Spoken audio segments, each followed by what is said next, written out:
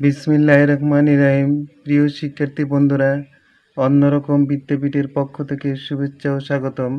আজকে আমি তোমাদের সাথে বাংলা ভাষার ব্যাকরণ ও নির্মিতি নবম দশম শ্রেণীর পাঠ্য বই থেকে একটি প্রবন্ধ নিয়ে আলোচনা করব।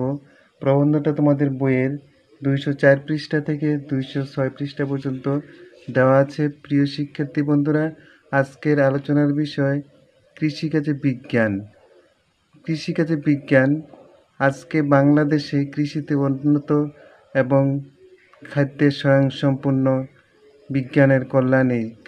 প্রিয় শিক্ষার্থী বন্ধুরা, কৃষিক্ষেত্রে বিজ্ঞান বর্তমান যুগ বিজ্ঞানের যুগ। বিজ্ঞানের নতুন নতুন উদ্ভাবন মানুষের জীবনে নিয়ে এসেছে বৈপ্লবিক পরিবর্তন।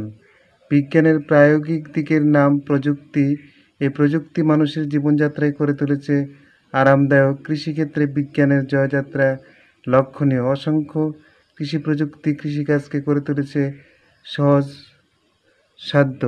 অজস্র উচ্চ ফলনশীল জাতের ফসল আবিষ্কারের মধ্য দিয়ে কৃষিপণ্য হয়েছে সহজলভ্য। প্রিয় শিক্ষার্থী বন্ধুরা, এখানে কি বলা হয়েছে? প্রযুক্তির মাধ্যমে আজকে কৃষিক্ষেত্রে উন্নতি লাভ করেছে এবং বীজ আর ফসলের আবিষ্কারের ফলে কৃষিপণ্য সহজলভ্য হয়েছে। কৃষির অতীত কথায়, কৃষি হলো মানব সভ্যতার আদিম পেশা। জীবন ধারণের তাগিদে আদিম মানুষ প্রাকৃতিকভাবে উৎপন্ন ফলমূল গুহায় নিয়ে আসতো এবং বন জঙ্গলের পশু পাখি শিকার করত। প্রকৃতির উপরে পূর্ণ নির্ভরশীলতার কারণে প্রায় তাদের খাদ্য সংকটে পড়তে হতো। বছরে কিছু সময় তাদের কোনো খাবারই জুটত না, ফলে খাদ্যের সন্ধানে তারা এক স্থান থেকে অন্য স্থানে ঘুরে বেড়াতে হতো। এই অবস্থা থেকে মুক্তি পেতে আদিম মানুষ এক পর্যায়ে পশুপালন ও বীজ বপন করতে শেখে। এর ফলে খাদ্য দ্রব্য সুলভ হয় এবং জীবনযাত্রা হয়ে ওঠে অপেক্ষাকৃত সহজ ও নিশ্চিন্ত। তবে বিজ্ঞান প্রযুক্তি বৈপ্লবিক পরিবর্তনের আগে পর্যন্ত কৃষিকাজ ছিল অত্যন্ত শ্রমসাপেক্ষ এবং প্রকৃতির উপর নির্ভরশীল। প্রিয় শিক্ষার্থী বন্ধুরা, মানুষ খাদ্যের জন্য এক স্থান থেকে আরেক স্থানে যাতায়াত করত, কিন্তু খাদ্যের সংকট লেগেই থাকতো। মানুষ যখন বীজের আবিষ্কার করতে পারলো, পশুপালন করতে পারলো, তখন থেকে তারা স্থায়ী নিবাস তৈরি করলো। কিন্তু সেই নিবাস তৈরি করা সত্ত্বেও তাদের সমস্যার সমাধান হয় নাই। সমস্যার সমাধানের জন্য বিজ্ঞান প্রযুক্তির মাধ্যমে বৈপ্লবিক পরিবর্তন এসেছে এবং এখন শ্রম ও সহজ হয়েছে। কৃষি প্রকৃতির উপর নির্ভরশীল নয়, কৃত্রিমতার দিকে অগ্রসর হচ্ছে। প্রিয় শিক্ষার্থী বন্ধুরা, ভিডিওটা সম্পূর্ণ শোনার জন্য আহ্বান থাকলো। প্রিয় শিক্ষার্থী বন্ধুরা, কৃষি ও বিজ্ঞানের অবদানে ধীরে ধীরে কৃষিক্ষেত্রে নতুন প্রযুক্তির আবির্ভাব ঘটছে। কৃষিকাজকে সহজ ও কম শ্রমসাধ্য করতে কৃষিবিজ্ঞানীরা নিরন্তর গবেষণা করছেন। ফলে একদিকে যেমন চাষ পদ্ধতিতে পরিবর্তন আসছে, ফসল নির্বাচন ও নতুন নতুন ফসল তৈরির কাজেও অগ্রগতি হচ্ছে। কৃষিবিজ্ঞানের এসব গবেষণা পৃথিবীকে আজ শস্যে ও ফসলে সমৃদ্ধ করে তুলছে। পৃথিবীর মানুষের জন্য এখন যতটা ফসল দরকার তার চেয়ে অনেক বেশি ফসল পৃথিবীতে ফলছে। জমিকে উর্বর করতে আবিষ্কৃত হচ্ছে বিভিন্ন ধরনের সার। পুরানো প্রযুক্তির নাঙ্গল, মই প্রভৃতির পরিবর্তে ব্যবহৃত হচ্ছে ট্রাক্টর। উদ্ভাবিত হয়েছে নতুন জাতের বীজ ও উচ্চ ফলনশীল ফসলের জাত, যাকে আমরা হাইব্রিড বলে থাকি। এতে অল্প সময়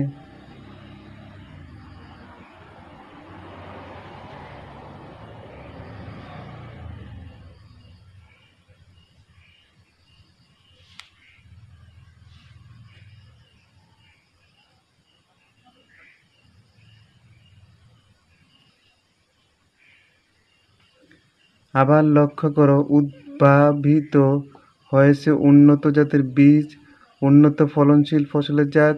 এতে অল্প সময় ও অল্প পরিশ্রমে অধিক ফসল উৎপাদন করা সম্ভব হচ্ছে। ফসল ও বীজ উৎপাদন এবং তার সংরক্ষণেও বিজ্ঞান সহযোগিতা করছে। সেচ ব্যবস্থায় এসেছে পরিবর্তন। পশু পাখি ও মাছের রোগজনিত মৃত্যুর হারও হ্রাস পেয়েছে কৃষি চিকিৎসার অগ্রগতির কারণে। এভাবে কৃষি বিজ্ঞান ও প্রযুক্তি কৃষিকাজের জন্য আশীর্বাদ হয়ে উঠেছে। প্রিয় শিক্ষার্থী বন্ধুরা, এখানে কৃষির ক্ষেত্রে বলা হয়েছে যে নতুন নতুন উদ্ভাবনী ফসলের কারণে পৃথিবীতে খাদ্যের উৎপাদন আগের চেয়ে অনেক অনেক বেশি, যেখানে পৃথিবীতে গত শতাব্দীতে দুর্ভিক্ষ অনেক ছিল, এমনকি বাংলাদেশেও দুর্ভিক্ষ হয়েছিল। ৭৬-এর মনোত্তর দুর্ভিক্ষের কথা আমরা সকলেই জানি। কিন্তু সৌভাগ্যের বিষয় হলো বাংলাদেশ স্বাধীন হওয়ার পরে এখানে জনসংখ্যা ছিল মাত্র ৭.৫ কোটি। এখন বাংলাদেশের জনসংখ্যা প্রায় ১৭ কোটির কাছাকাছি, কিন্তু খাদ্য সংকট নেই, বরং আমরা বিদেশে রপ্তানি করতে পারছি। সেটা হলো বিজ্ঞানের কল্যাণে। প্রিয় শিক্ষার্থী বন্ধুরা, ভিডিওটা সম্পূর্ণ শোনার জন্য আহ্বান থাকলো। প্রিয় শিক্ষার্থী বন্ধুরা, উন্নত বিশ্বে কৃষি। উন্নত দেশগুলির কৃষি ব্যবস্থা সম্পূর্ণ বিজ্ঞান নির্ভর। জমিতে বীজ বপন থেকে শুরু করে ঘরে ফসল তোলা পর্যন্ত সমস্ত কাজেই রয়েছে বিজ্ঞান ও প্রযুক্তির ব্যবহার।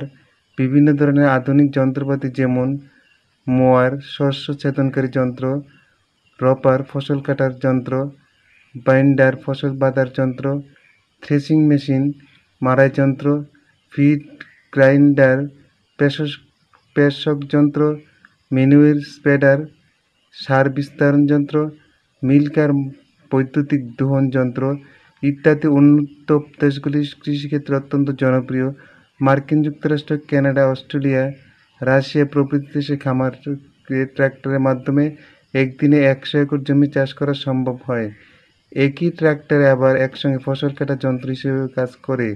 এশিয়ার দেশগুলির মধ্যে চীন, জাপান, ফিলিপাইন, ভিয়েতনাম, থাইল্যান্ড প্রভৃতি দেশে কৃষি ব্যবস্থাকে সম্পূর্ণ প্রযুক্তি নির্ভর করে তুলছে। প্রিয় শিক্ষার্থী বন্ধুরা, বাংলাদেশেও বর্তমানে এখানে যেই যন্ত্রগুলির নাম দেওয়া আছে স্বল্প পরিমাণে বাংলাদেশে ব্যবহার আছে, যেমন মোয়ার, রপার, বাইন্ডার, থ্রেসিং মেশিন, এগুলি স্বল্প পরিসরে ব্যবহার হচ্ছে। হয়তো কোনো একদিন আমেরিকার, মার্কিন যুক্তরাষ্ট্র, কানাডা, অস্ট্রেলিয়ার মতো আমরাও সমৃদ্ধশালী কৃষি নির্ভরশীল বাংলাদেশ গড়ে তুলতে পারবো, এটাই আমাদের প্রত্যাশা। প্রিয় শিক্ষার্থী বন্ধুরা, তারপরে এখানে তোমাদের বইয়ে লেখা হয়েছে কৃষি ও বাংলাদেশ। কৃষি নির্ভর বাংলাদেশের অর্থনীতিতে কৃষির গুরুত্ব অপরিসীম।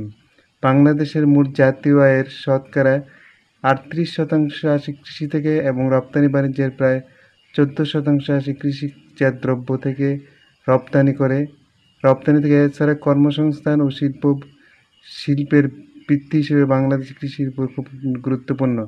এখানে কি বলা হয়েছে, বাংলাদেশে শতকরা ৩৮% মোট জাতীয় আয়ের শতকরা ৩৮% কৃষিখাত থেকে আসে, আর রপ্তানি বাণিজ্যের প্রায় ১৪% আসে কৃষি থেকে, যেটা অত্যন্ত আশাকর কথা। আমাদের কৃষি যদি আরও উন্নত হয় তাহলে আমাদের জাতীয় আয় আরও বৃদ্ধি পাবে বলে আমার বিশ্বাস। প্রিয় শিক্ষার্থী বন্ধুরা, একটি দেশে কৃষিকাজের জন্য মাটি ও জলবায়ু অত্যন্ত গুরুত্বপূর্ণ। বাংলাদেশের মাটি ও জলবায়ু কৃষিকাজের জন্য খুবই অনুকূল। এদেশের মাটি অত্যন্ত উর্বর এবং রয়েছে পর্যাপ্ত পরিমাণে প্রাকৃতিক জলভাণ্ডার। আধুনিক প্রযুক্তি উন্নত দেশগুলির মাটির অনুর্বরতাকে এবং পানির দুর্লভতাকে যে দূর করেছে, তাতে আধুনিক প্রযুক্তি বাংলাদেশের জন্য আরও বেশি সুবিধা নিয়ে আসবে, তা স্বাভাবিক। কিন্তু বাংলাদেশের কৃষি ব্যবস্থা এখনও অনেকাংশে প্রকৃতির উপর নির্ভরশীল।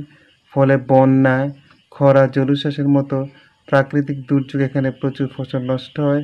আবার অনেক সময় প্রত্যাশার তুলনায় ফসল কম হয়। কৃষকের কাছে আধুনিক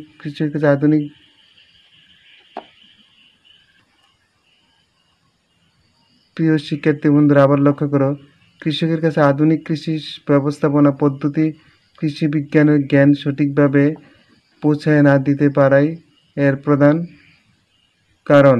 কৃষিক্ষেত্রে বিজ্ঞান প্রযুক্তির কাজে লাগিয়ে এসব বাধা দূর করা যায় এবং উন্নত দেশগুলির মতো বাংলাদেশকে খাদ্য স্বয়ংসম্পূর্ণ করা তোলা সম্ভব। প্রিয় শিক্ষার্থী বন্ধুরা, এখানে কি বলা হয়েছে, প্রযুক্তির মাধ্যমে আমরা কৃষি নির্ভরশীল প্রাকৃতিক দুর্যোগ থেকে যদি রক্ষা করতে পারি তাহলে কৃষিতে আরও উন্নত হবে এবং খাদ্য স্বয়ংসম্পূর্ণ করে আমরা বিদেশে আরও বেশি পরিমাণ রপ্তানি করতে সক্ষম হব। শিক্ষার্থী বন্ধুরা, একটি দেশের অর্থনীতি উন্নতি করার জন্য গবেষণাগারের প্রয়োজন।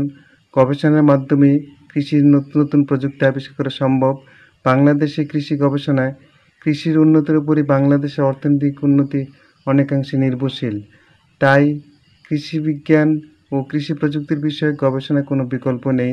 এটা অত্যন্ত আশার কথা যে বাংলাদেশ কৃষি গবেষণা ইতিমধ্যে বহু নতুন নতুন উচ্চ ফলনশীল ফসল উদ্ভাবন করেছে, বহু কৃষি বান্ধব প্রযুক্তি আবিষ্কার করেছে এবং বহু ধরনের কৃষি পণ্যকে বাজারজাতকরণের ব্যাপারে নতুন নতুন কৌশল বের করছে। অর্থাৎ কৃষি গবেষণা বাংলাদেশে কোনো ক্রমেই পিছিয়ে নেই। তবে এখন প্রয়োজন এসব উদ্ভাবনকে দেশের সর্বত্র সহজলভ্য করে তোলা এবং কৃষিকে এসব উদ্ভাবনের সঙ্গে পরিচিত করে তোলা। শিক্ষিত জনবলকে কৃষিকাজের প্রতি আগ্রহী করে তুলতে পারলে এবং কৃষিকাজের সঙ্গে তাদের যুক্ত করতে পারলে এই কাজটা অনেক সহজ হয়। তাতে আধুনিক কৃষি প্রযুক্তির ব্যবহার এবং এর যথাযথ প্রয়োগ সম্পর্কে অনেকটা নিশ্চিন্ত হওয়া যেতে পারে। বর্তমানে সরকারি কৃষি সম্প্রসারণ দপ্তর তৃণমূল পর্যায় পর্যন্ত কৃষকদেরকে নিয়মিতভাবে পরামর্শ প্রশিক্ষণ দিচ্ছে। প্রিয় শিক্ষার্থী বন্ধুরা, গবেষণা শুধু গবেষণাগারে থাকলে চলবে না, সেই গবেষণাগারের যে ক্ষেত্র অর্থাৎ কৃষি ভূমি পর্যন্ত নিয়ে আসতে হবে। গবেষণাগারের ফাইলে লিপিবদ্ধ থাকলে কোনো কাজ হবে না। সেই কাজগুলিকে কৃষকদের মধ্যে বিস্তার করতে হবে এবং কৃষকরা উদ্বুদ্ধ হতে হবে এবং কৃষকরাই দেশের প্রাণ, কৃষকরাই মূলত কৃষিকাজের প্রধান নিয়ামক। কৃষকদেরকে আধুনিক বিজ্ঞান সম্মত কৃষি বাজারজাতকরণের ব্যবস্থা ও উদ্ভাবন রূপান্তর করার জন্য কৃষকদেরকে সহায়তা করতে হবে এবং কৃষকদেরকেও তৎপর হতে হবে। এই বিষয়ে কোনো বিকল্প চিন্তা আমাদের মাথায় আসা উচিত নয়। আমরা সকলেই বাংলাদেশ কৃষি নির্ভরশীল এবং কৃষি গবেষণা নতুন নতুন উদ্ভাবন শক্তি উদ্ভাবিত হবে সেই প্রত্যাশা আমাদের আছে। প্রিয় শিক্ষার্থী বন্ধুরা, তোমাদের কাছে যদি ভিডিওটা ভালো লাগে একটা সাবস্ক্রাইব করবে এই কামনা আমার আছে। প্রিয় শিক্ষার্থী বন্ধুরা, অন্যরকম বিদ্যাপীঠে আরও অনেকগুলি ক্লাস দেওয়া হয়েছে প্রবন্ধ রচনা, সেগুলি তোমরা দেখবে, আশা করি তোমাদের ভালো লাগবে। উপসংহার: কৃষিকাজে বিজ্ঞান প্রযুক্তির ব্যাপক ব্যবহারের ফলে বাংলাদেশের অর্থনীতি দিন দিন মজবুত হচ্ছে, বাংলাদেশের সামনের দিকে এগিয়ে যাচ্ছে। বাংলাদেশের এই অগ্রগতির টেকসই করতে প্রয়োজন কৃষি সংক্রান্ত বিজ্ঞান প্রযুক্তির ব্যবহারকে সহজলভ্য করা। এছাড়া বন্যা ও প্রাকৃতিক দুর্যোগ যাতে ফসল হানির আশঙ্কা তৈরি না করে অথবা উৎপাদিত ফসলের বাজারজাতকরণ যাতে কোনো সমস্যা না হয়, সেক্ষেত্রে বিজ্ঞান প্রযুক্তি অন্যান্য শাখায় কৃষির সাথে এগিয়ে আসা দরকার। তবে সবার আগে দরকার শিক্ষিত জনগোষ্ঠীকে কৃষি পেশায় আকৃষ্ট করা এবং শিক্ষিত জনশক্তিকে কৃষিকাজের সঙ্গে যুক্ত করা। কেননা শিক্ষিত জনশক্তি কৃষিকাজে এগিয়ে এলে কৃষি বিজ্ঞান ও কৃষি প্রযুক্তির সর্বোত্তম ব্যবহার করা সম্ভব হবে। এজন্য সরকারের উচিত কৃষি পেশার সঙ্গে যুক্ত ব্যক্তিদের, বিশেষভাবে কৃষিকাজে সফল হওয়ার ব্যক্তিদের রাষ্ট্রীয়ভাবে পুরস্কৃত ও সম্মানিত করা। এতে তাদের সামাজিক মর্যাদা বাড়বে এবং অধিক সংখ্যক শিক্ষিত লোক কৃষি পেশায় আকৃষ্ট হবে। কৃষিকাজের সঙ্গে বিজ্ঞান প্রযুক্তির সম্পর্ক মজবুত করতে এমন পরিবেশই জরুরি। প্রিয় শিক্ষার্থী বন্ধুরা, উপসংহারে কি বলা হয়েছে যে কৃষি কাজে উৎপাদিত ফসলের বাজারজাতকরণ, অর্থাৎ আমরা যে ফসল উৎপাদন করব সেই ফসলের বাজার থাকতে হবে। উদ্বৃত্ত ফসল যদি নষ্ট হয়ে যায় তাহলে কৃষি উৎপাদন করে লাভ নেই। তাহলে কৃষি বাজারজাতকরণের ব্যবস্থা থাকতে হবে। যেমন বাংলাদেশের পার্বত্য অঞ্চলের কৃষিজাত দ্রব্যগুলো অনেকাংশে নষ্ট হয়ে যায়, সেগুলো যদি প্রক্রিয়াজাতকরণ করা যেত তাহলে আমরা বিদেশে রপ্তানি করে কৃষিতে উন্নয়ন করতে পারতাম। আর কৃষিতে শিক্ষিত লোকদেরকে এগিয়ে আসতে হবে, কারণ বাংলাদেশ বেকার সংখ্যা বেশি। তাহলে আধুনিক প্রযুক্তির মাধ্যমে যদি কৃষি নির্ভরশীল করা যায় এবং বেকারদেরকে কর্মসংস্থানের সুযোগ হয় তাহলে হয়তো বাংলাদেশের অর্থনীতি আরও সমৃদ্ধশীল হতে পারে। এই প্রত্যাশা আমাদের আছে। প্রিয় শিক্ষার্থী বন্ধুরা, বাংলাদেশের কৃষি বিজ্ঞান নির্ভর কৃষি হয়ে উঠুক এই প্রত্যাশা রেখে আজকের মতো এখানে সমাপ্ত ঘোষণা করলাম। আসসালামু আলাইকুম।